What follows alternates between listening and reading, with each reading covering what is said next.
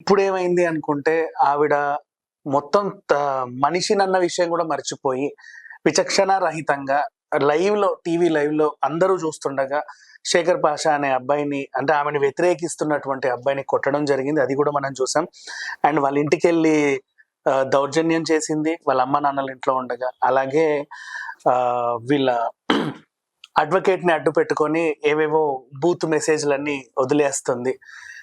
ఇంకా చూస్తే లాస్ట్ కి ట్విస్ట్ ఏంటంటే, అసలు నాకు ఈ అబ్బాయి వద్దు, నేను వదిలేశాను, అతను కాదనుకున్నప్పుడు నేనెందుకు అతని దగ్గరికి వెళ్ళాలి అని చెప్పింది. ఈ వ్యవహారం అంతా ఈ రోజు మనం మాట్లాడదాం. మనతో పాటు శ్రీ ఇంగో కరుణమ్మ గారు ఉన్నారు, ఆవిడతో మాట్లాడదాం. నమస్తే అమ్మ. నమస్కారం అమ్మ. మనం మాట్లాడి 10 రోజులు అయిందేమో.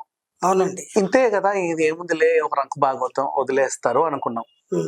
ఇప్పటి వరకు మనం వదిలేసిన ఆవిడ వదలట్లా దాన్ని. కంటిన్యూ చేస్తా వచ్చి లాస్ట్ నిన్న లైవ్ టీవీలో ఒక అబ్బాయిని పిలిచి కూర్చోబెడితే అతను చెప్పేది ఈమెకు వ్యతిరేకంగానే చెప్తున్నాడు. వ్యతిరేకం కాబట్టే పిలిచారు ఇద్దరికి, ఎవరో ఒకరు తేల్చుకోండి అని. చెప్పుతో కొట్టేసింది లైవ్ లో అందరి ముందు. ఆ అబ్బాయి ఏమనలా. అదే అఫెన్స్ కదా, అలా ఎలా చేస్తుంది అలే కానీ ఆ అబ్బాయి ఏమనలా. మరి మొత్తానికి అయితే అన్నాడు అనలేదు తర్వాత విషయం. అలా పబ్లిక్ గా లైవ్ లో ఒక వ్యక్తిని చెప్పుతో కొట్టడం అనేది నేరం అండి. 100% నేరం అమ్మ. దానికి ఆమె శిక్షార్హురాలే.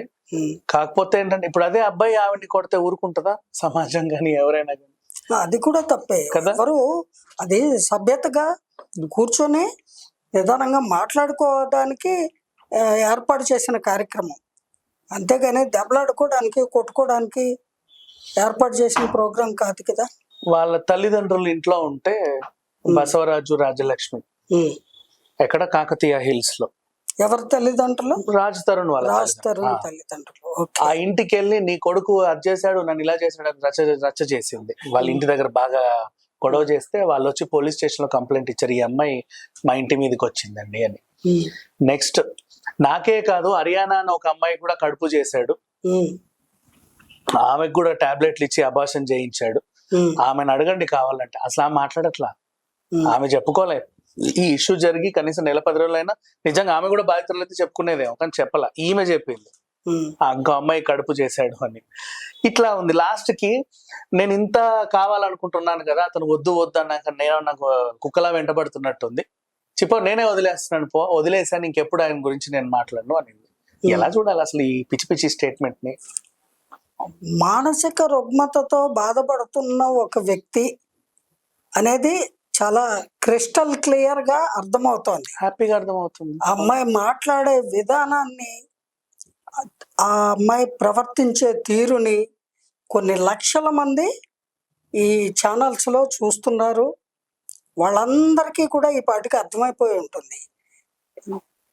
ఏంటంటే మతి స్థిమితం లేని వాళ్ళు ఏం చేస్తారో వాళ్ళకే తెలియదు. ఆ మతి స్థిమితం లేకపోవడానికి కారణాలు ఆవిడ గారికి ఉన్న దురలవాట్లు అయ్యి ఉండొచ్చు, లేదా ఆవిడ ఎన్నుకున్న జీవన విధానము అయ్యి ఉండొచ్చు, లేదా ఆవిడ ఫేస్ చేసినటువంటి పరిస్థితులు ఏవైతే ఉన్నాయో వాటన్నింటి ప్రభావం కూడా అయ్యి ఉండొచ్చు. ఆవిడ మీద ఒక పక్క జాలి కలుగుతోంది, మరో పక్క చిరాకు కూడా కలుగుతోంది ప్రజలందరికీ. ఎందుకంటే చేసిన పనినే చేయడము, వద్దన్నా అదే చేయడము, నేను ఇలాగే ఉంటా, నాకు ఇదే కావాలి, నాకు ఆ ఖర్చు అయిపోయిన ₹1 కావాలి, నిన్న నువ్వు తినేసిన ఆ పండే తిరిగి కావాలి అని అడగడం ఉందే, అది పిచ్చి ధోరణే, నో డౌట్. దాన్ని అతి మొండితనము, పగబట్టిన బాగుంటుంది చూడండి, అది పగబడితే ఎక్కడికైనా సరే ఎవరి మీద పగబట్టిందో వాళ్ళని వెతుక్కుంటూ వెళ్ళి కాటు వేస్తుంది అంటారు. అలాగా ఈవిడ ఒక రకమైన వెంజస్ తోటి రగిలిపోతుంది. ఇంకా పగబట్టిన పామైనా దానికి ఏదో హాని చేస్తేనే అది పగబడుతుంది తప్ప పగపడదు. ఎవరి మీద కావాలని ఎవరి మీద పగ పెంచుకోదు.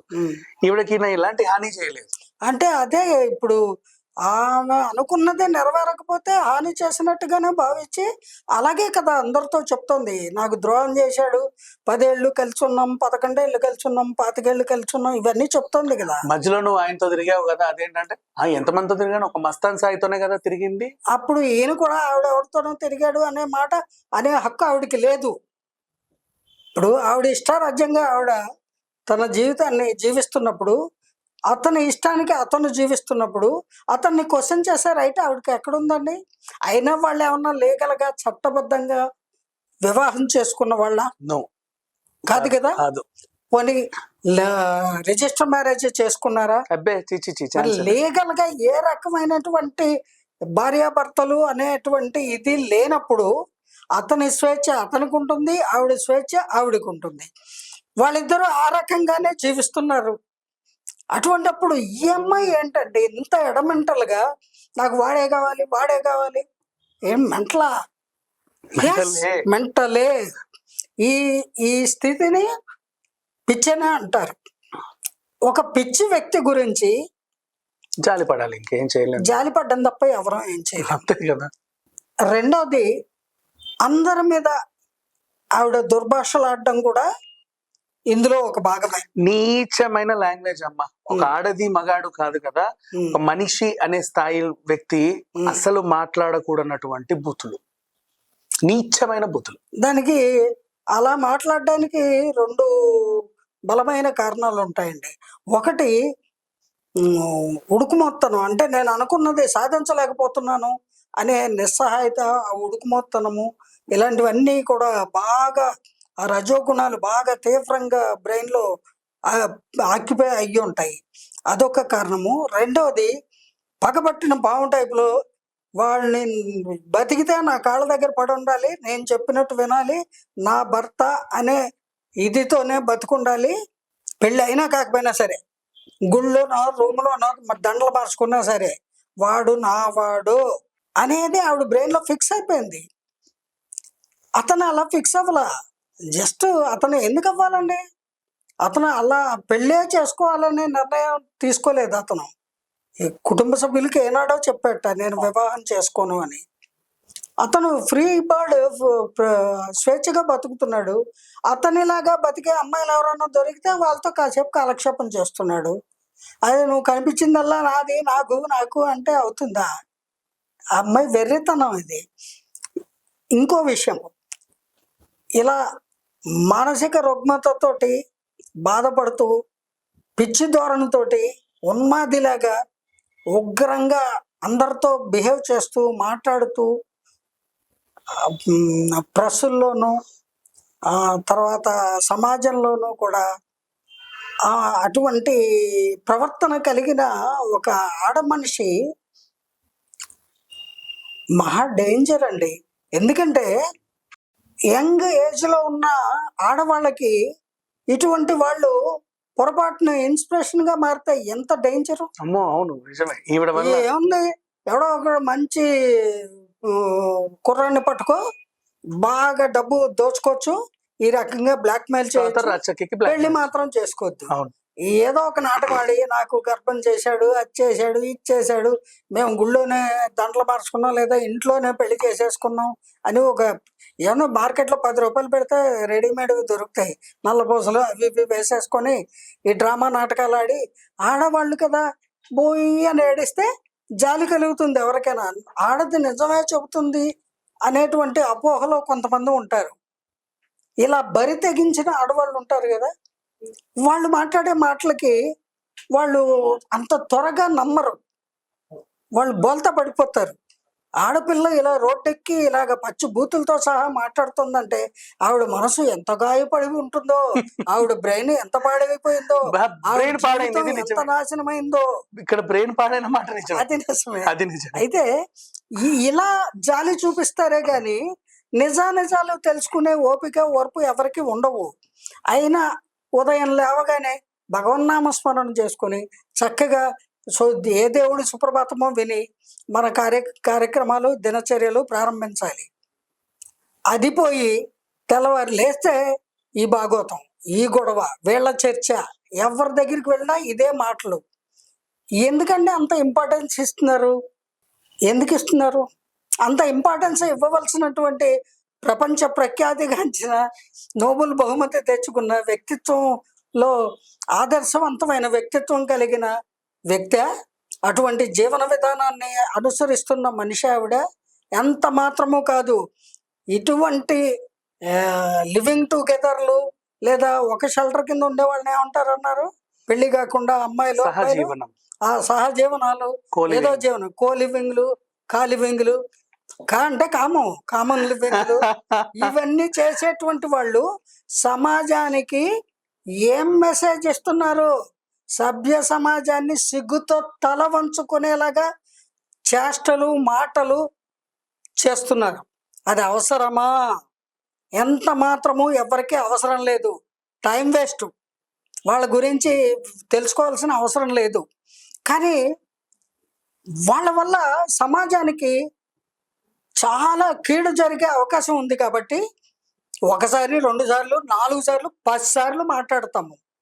ఇంకా అదే మాట్లాడితే మనకు కూడా పిచ్చెక్కుతుంది. మాట్లాడాల్సిన అవసరం లేదు. అందుకనే నిజమే. తక్షణమే ఇటువంటి కామ పిశాచాలకి, చిత్తక అత్తి కుక్కల్లాగా ప్రవర్తించే వాళ్ళకి తక్షణమే తగు చర్యలు తీసుకొని ఎవరు నేరస్తులు తెలుసుకొని ప్రభుత్వంలో సంబంధిత శాఖల వారు, రక్షణ శాఖ వారు వీళ్ళంతా ఉన్నారు కదా, వాళ్ళు తెలుసుకొని ఇటువంటి వాళ్ళకి వీలైనంత త్వరగా శిక్షలు విధిస్తే కనీసం కౌన్సిలింగ్ అన్న ఆ ఏది వాళ్ళు ఎవరు నేరస్తులు అనేది వాళ్ళు ప్రూవ్ చేస్తారు కదండి. వాళ్ళ దగ్గర ప్రూఫ్ దొరికిన తర్వాత వాళ్ళకి తగిన శిక్ష వేస్తారు. అదేదో బాబు త్వరగా చేయండి. ఎందుకంటే ఈ ఇదే రిపీటెడ్ గా అందరూ మాట్లాడుకునే మనకు దుస్థితి విసుకొస్తుంది. నుంచి అందరినీ రిలీవ్ చేయండి. ఏదో ఇది మనకేదో లావణ్యంటే పగైనట్టు తయారైపోయింది ఇప్పుడు. అవసరం అండి. ఒక ఆడపిల్ల గురించి ఎవరు అంతే. అనవసరంగా మాట్లాడరు.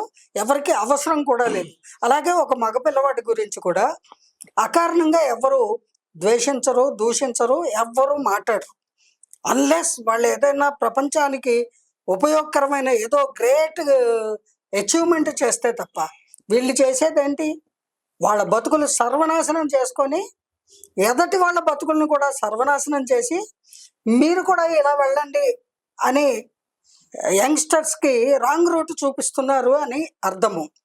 అందుచేత ఇటువంటి వాళ్ళని తక్షణమే తగు చర్యలు తీసుకొని వాళ్ళలో ఎవరు సరైన నేరస్తులో మీరు తేల్చి వాళ్ళకి తగిన శిక్షలు వేసి ముందు ఈ మెంటల్ గోల నుంచి సమస్త ప్రజానీకాన్ని కాపాడండి. నేను పోలీస్ శాఖ వారినే అర్థిస్తున్నాను. ఎందుకంటే they only the correct people to control this kind of arrogant, adamant and issues create చేసి వాళ్ళ జీవితాలను పాడు చేసుకుని ఎదటి వాళ్ళ జీవితాలను కూడా పాడు చేసే సమాజానికి ద్రోహులు వీళ్ళు ఒక రకంగా. ఇటువంటి ద్రోహుల్ని అంత విచ్చలవిడిగా వదలడం కూడా సమాజానికి శ్రేయస్కరము కాదు. కనుక తగు చర్యలు తక్షణమే తీసుకుంటే అందరికీ మంచిది. అంచేత పోలీస్ శాఖ వారిని వినయంగా, వినమ్రతతో కోరుకుంటున్నాను. ఈ లావణ్య అనేటువంటి ఆవిడ కేసుని తొందరగా ఛేదించి అందరికీ కూడా మనశ్శాంతిని చేకూర్చమని కోరుతున్నాను. ఇంకా మనము ఈవిడ టాపిక్ మనం మాత్రం మాట్లాడాల్సిన అవసరం లేదండి. లేదు, చి, చి, చి. ఎందుకంటే ఆవిడ మానసిక రోగి అనేది ప్రూవ్ అయిపోయింది. అవును. మొండి పిల్ల. అసలు ఒక ఆడజాతికే కళంకంలాగా ప్రవర్తిస్తోంది. ఆడవాళ్ళంటే సమాజంలో గౌరవం లేకపోవడానికి ఇటువంటి